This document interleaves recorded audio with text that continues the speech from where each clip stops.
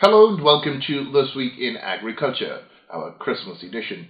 On this week's edition, we focus on the activities of Agriculture Minister Zulfikar Mustafa as he traversed the country, sharing out toys and helping in spreading the spirit of Christmas.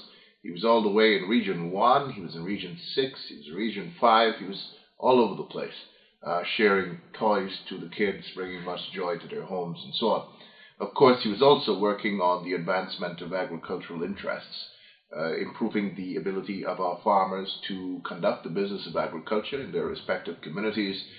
This was the case in Region 1. We'll bring you highlights of his trip to that location and, of course, some of the other activities that he was engaged in over this past week. We know that there was significant rainfall, so Minister Mustafa was all around the city and its environs, checking on the pumps there and ensuring that they were all working as they should, and that floodwaters are able to be drained in the fastest possible time. Rainfall levels for the past week has been over the top. We've had as much as 6 inches of rainfall in 24 hours in one particular stretch, and so the impact of climate change is awfully evident in our agriculture sector. Though you'll see in farming today, some farmers are still managing to rise above the challenges posed by the unfavorable weather that we've been having over the past few months. But nevertheless, the business of agriculture will continue to go. Our farmers will adapt and ensure that they continue to grow in their production and productivity. Again, I'd like to take this opportunity to extend Merry Christmas to each and every one of you. This is, of course, on behalf of the Ministry of Agriculture, especially the Minister's Secretariat and the Communications Unit, and on my own behalf. We certainly hope that you have a wonderful time this Christmas. This is, of course, being aired on Facebook, so we're coming to you in your homes as you celebrate this annual event. We will be back after these messages with this week's highlights of the activities within the agriculture sector. In light of recent flooding and the lodging of floodwaters in some communities, the Ministry of Agriculture through the GLDA is warning of the dangers lurking in stagnant floodwaters. Leptospirosis is caused by bacteria that results in severe damage to the liver, kidneys, and other organs of both animals and humans. One risk factor includes walking or playing in floodwaters, especially floodwaters that have become stagnant. Leptospirosis is transmitted through the urine of infected rodents, livestock, and pets. The Leptospira bacteria can enter the body of animals and humans through drinking, through cuts in the skin, or through mucous membranes in the eyes, nose, and mouth. Symptoms of leptospirosis in both animals and humans include fever, jaundice, vomiting, diarrhea, abdominal pain, loss of appetite, weakness, stiffness, and severe muscle pain. In light of the current rainy season and widespread flooding, livestock and pet owners are advised to implement good agricultural practices and, where possible, have your animals vaccinated against this disease immediately. A message from the Guyana Livestock Development Authority, Ministry of Agriculture.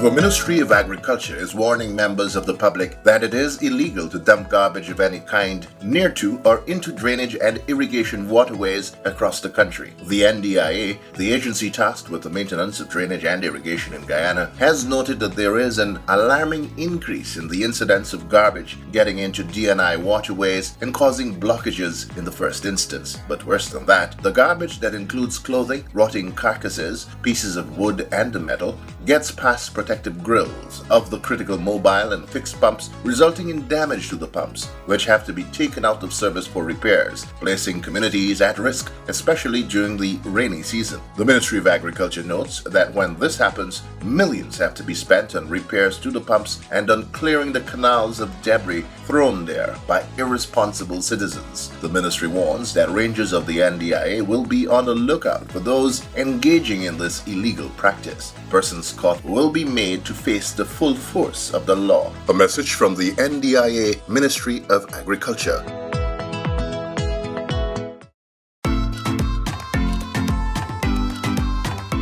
Over the last 10 years, seed treatment has been proven to be very effective in protecting rice plants from damage by early season pests such as water weevils, leaf miners, and caterpillars. This protection can last for up to 30 days. In so doing, it allows for better establishment of the rice plants and later no bare spots in the field. Seed treatment also negates the need for using harmful pesticides during the first 30 days of the crop and therefore allows the buildup of beneficial insects such as the ladybird beetle, damselflies, dragonflies, and spiders, which will later prove useful against paddy bugs at every stage of their life cycle. Seed treatment involves the application of fipronil at 20% soluble concentrate in a spray can to germinated seed. The mix is 1 liter of fipronil to 2.5 gallons of water to treat 10 120-pound bags of paddy. This can be done manually as seen here. The seed is spread on a level surface and the chemical applied using a spray can. It is then turned and sprayed a few times until the farmer is satisfied that he has achieved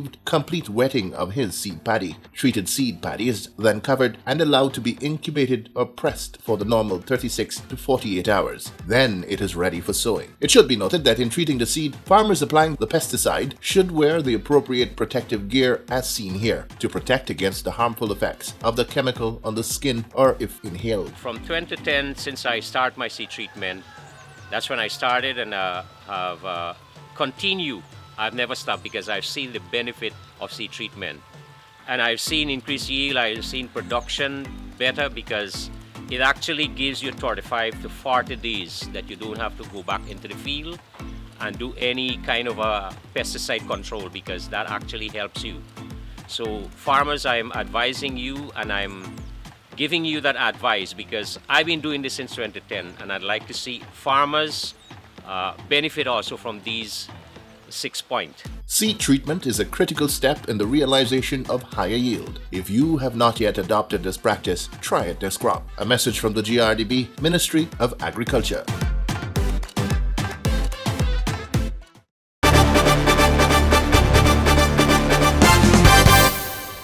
With the heavy rains that lashed all of Guyana's coastal regions, on the start of the week, Agriculture Minister Zulfikar Mustafa began his week with visits to various affected communities in and around Georgetown to assess the extent of flooding and to see how the Ministry of Agriculture, through the National Drainage and Irrigation Authority, NDIA, could help hasten the drainage of water wherever that was possible.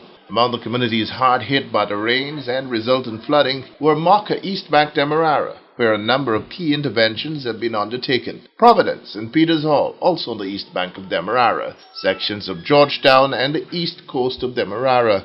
At Maka, based on the promises made during the visit earlier in the week, Minister Mustafa, through the NDIA, installed a massive pump that will assist with drainage for not only Maka but all east coast villages from Peters Hall. In addition to the installation of the water pump, the minister also joined the CDC in providing hampers to the affected farmers along the East Bank corridor. During his initial visit to the communities on the East Bank, the Agriculture Minister had outlined for the media his planned interventions.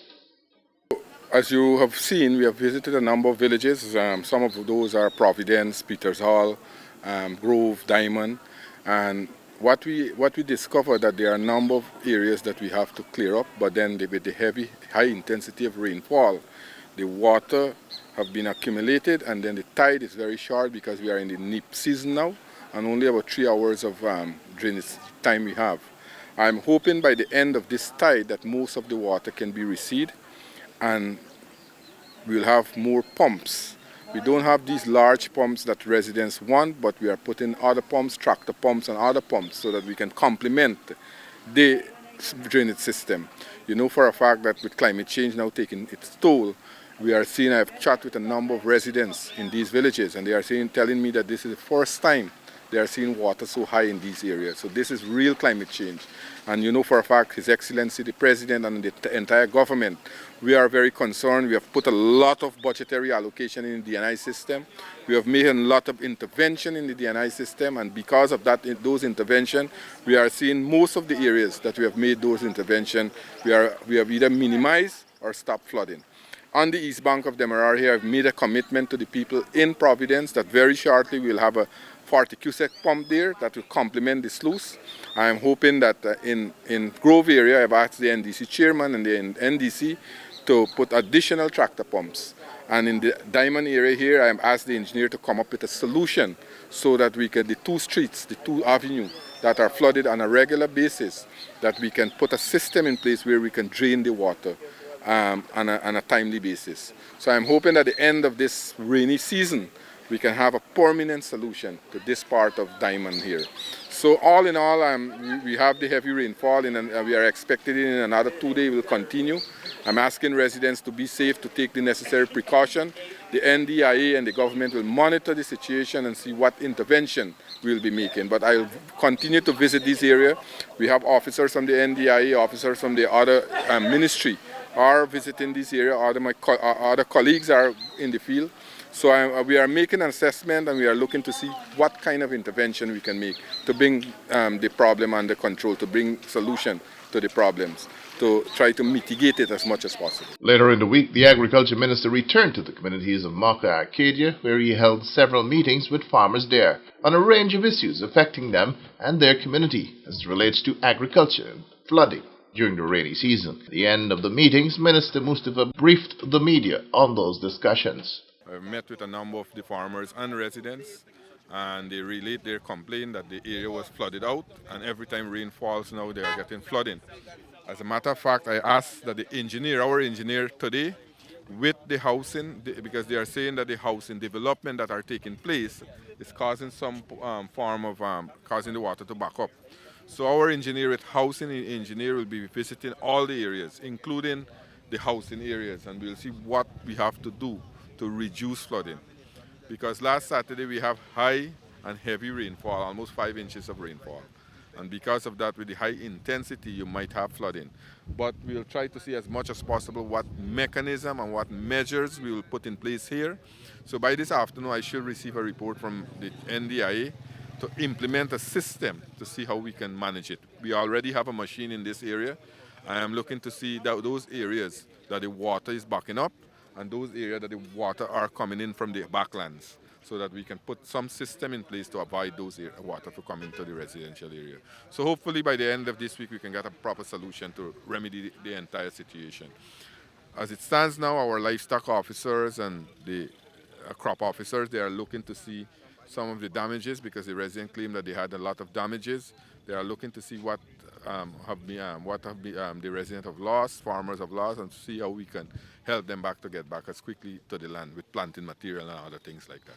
Since those meetings with residents along the East Coast Corridor, it was announced by Minister Mustafa that the Ministry of Agriculture, through the NDIA, has installed several pumps throughout the Grove, Diamond, East Bank Demerara area. These were also installed at the Peters Hall Sluice and at Providence. The pumps referred to are mainly tractor-operated pumps. A total of 4 tractor pumps were installed at Grove, Diamond, with empouldering work undertaken in several of the flood-prone communities along the East Bank. Minister Mustafa also disclosed that a massive desilting and clearing of internal drains in the various communities will be started shortly, with the engineers working on permanent solutions to the age-old issue of flooding. As reported by the Department of Public Communications, residents of the East Bank communities are very pleased with the intervention so far. Well, like Minister said, first of all, let me thank Minister Zulfi and his team from Ministry of Agriculture for a quick response. Like Minister said, this area here yesterday was underwater. All the street from between 2nd and 3rd Bridge area was a lot of water yesterday, but due to the quick response from Minister, we managed to get the water out from the inner land here. I would have spoken personally with a couple of residents here, and they are satisfied with the response they got both from central government and the NDC level. So I'm also pleased as the Vice Chairman for the Grove Diamond Place NDC. I'm here and I'm not seeing any water in the inner land. So this is a good. This is very good for both of the central government, the NDC, and the residents that the water has receded.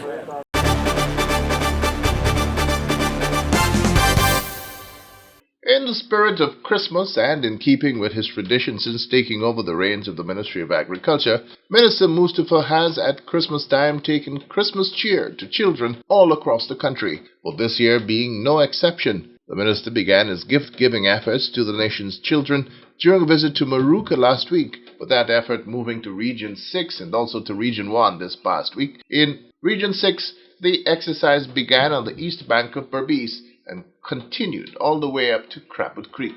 On Friday, the Agriculture Minister took his team of high-level officials from the Ministry of Agriculture to Region 1, specifically for meetings with residents of several communities, but also took the opportunity of taking Christmas cheer to the children as well. Meetings were held with residents of Canal Bank, Central, Port Kaituma, and Sibai. At Canal Bank and other communities visited, Minister Mustapha stressed that while they have been planting traditional crops such as cassava that they depend on for food, they must also now go in the direction of other economically important crops that are in high demand regionally and will attract lucrative prices. He specifically spoke of the market value of ginger, which he said the region is now equipped to process for that market.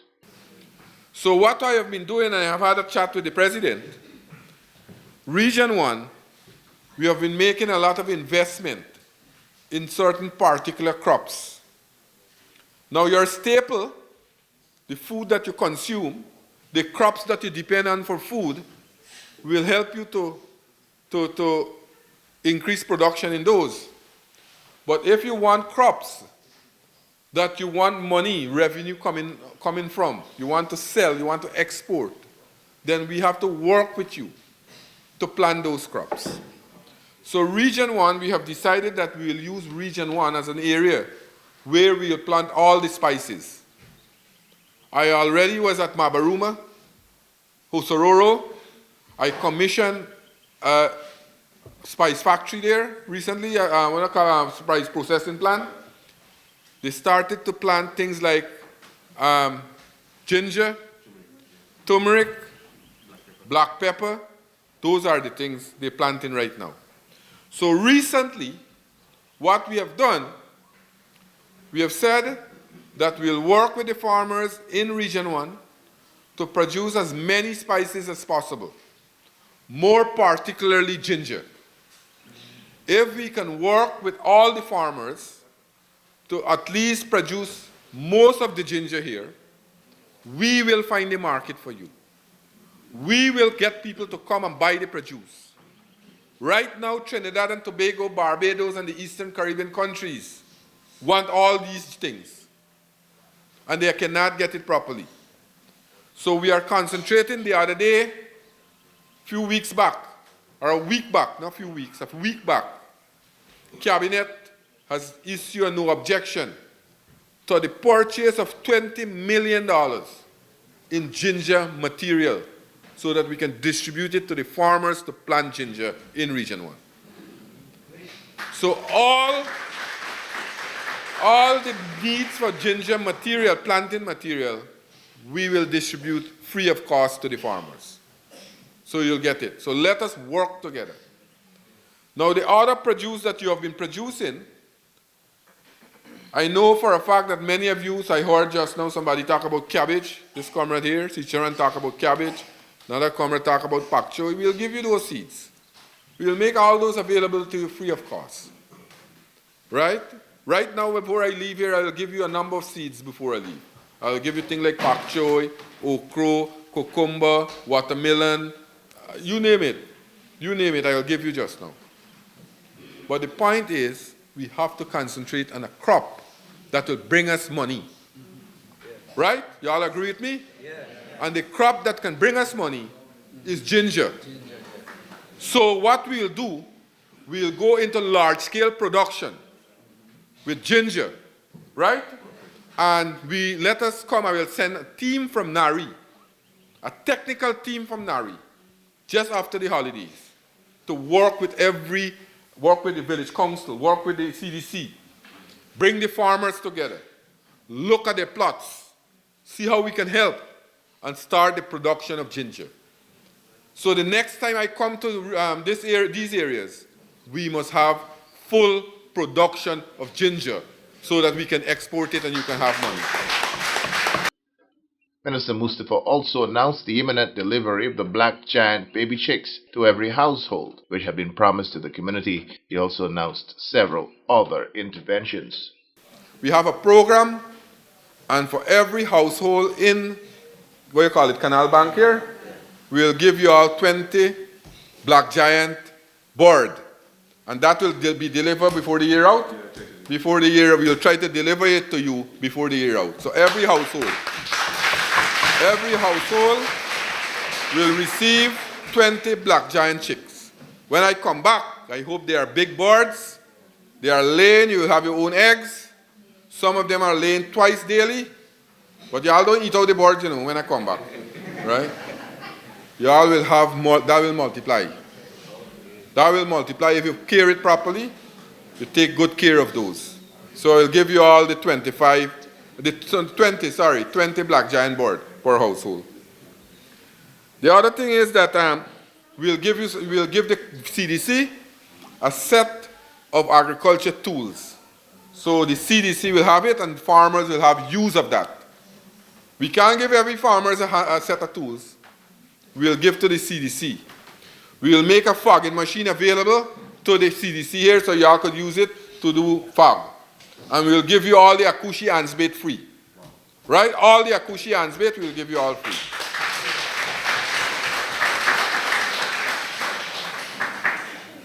So that is the issue y'all raised.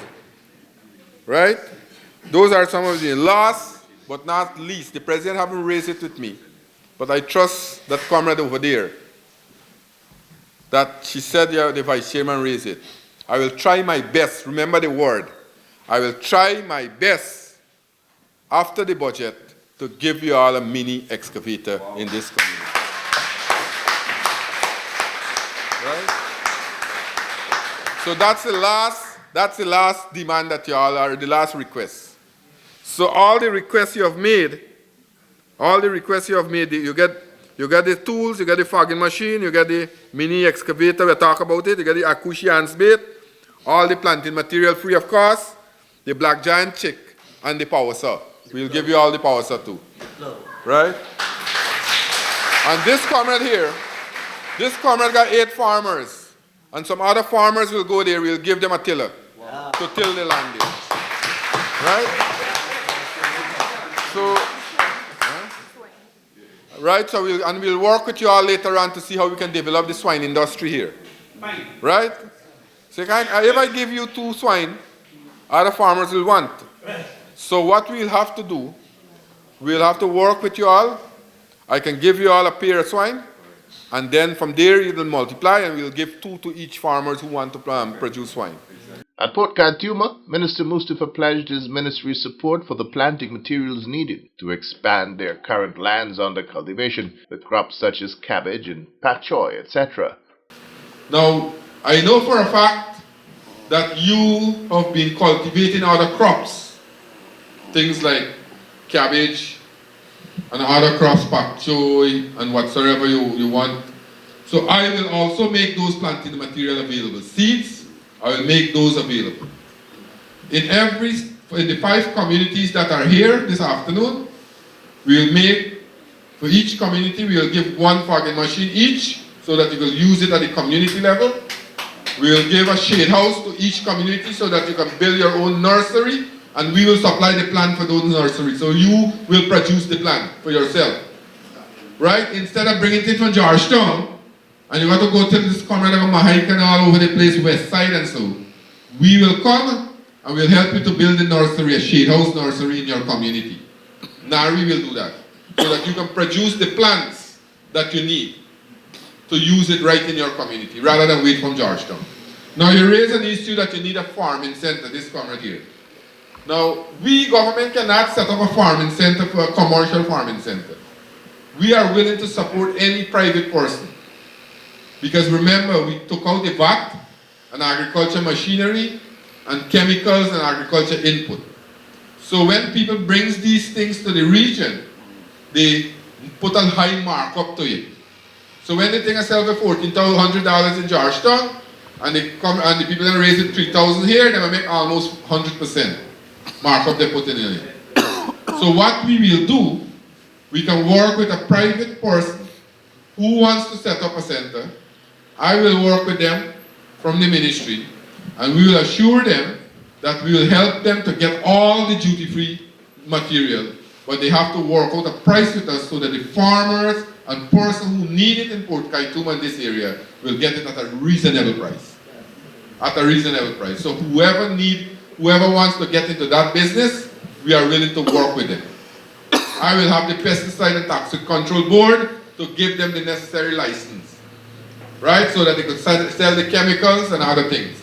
Other farm implement, we can even work so far with private companies that are selling farming equipment and farming tools and farming things like spray cans and things like that to give you all at a reasonable cost. But you all get a private person because government is not going in to commercial activity like those. But we can facilitate it. We can facilitate it. So the tools that you all talk about, we will try as much as possible to help you all with some tools. And I just said that for the Matakai sub area, the Matakai sub district, we will make a mini excavator available so that you, the farmers, can have the use of that excavator.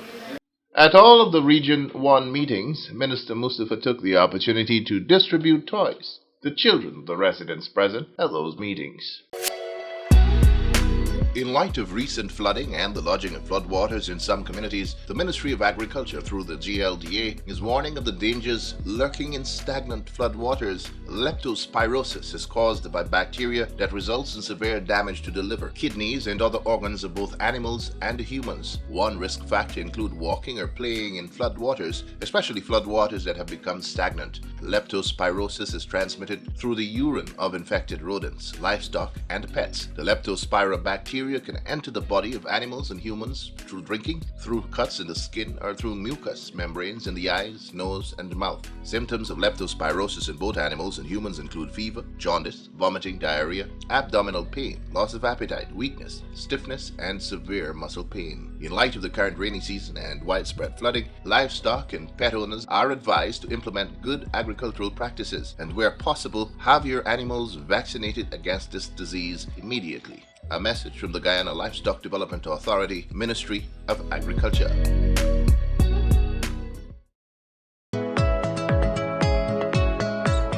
The Ministry of Agriculture is warning members of the public that it is illegal to dump garbage of any kind near to or into drainage and irrigation waterways across the country. The NDIA, the agency tasked with the maintenance of drainage and irrigation in Guyana, has noted that there is an alarming increase in the incidence of garbage getting into DNI waterways and causing blockages in the first instance. But worse than that, the garbage that includes clothing, rotting carcasses, pieces of wood and metal gets past protective grills of the critical mobile and fixed pumps, resulting in damage to the pumps, which have to be taken out of service for repairs, placing communities at risk, especially during the rainy season. The Ministry of Agriculture notes that when this happens, millions have to be spent on repairs to the pumps and on clearing the canals of debris thrown there by irresponsible citizens. The ministry warns that rangers of the NDIA will be on the lookout for those engaging in this illegal practice. Persons caught will be made to face the full force of the law. A message from the NDIA Ministry of Agriculture. Well, that's all the time we have in this week's edition of This Week in Agriculture, a presentation of the Communications Unit, Ministry of Agriculture. I'm your producer and host, Christopher Holder. Once again, wishing you all the best for Christmas this year and a prosperous and happy New Year. Lots of great things in store for you in 2023, especially in the agriculture sector. We'll see a bigger budget this year for next year.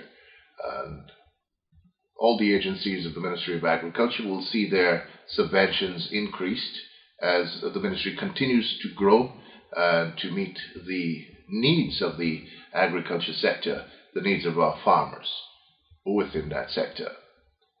Until next time then, I'm Christopher Holder, saying so long, be good to yourselves and to each other.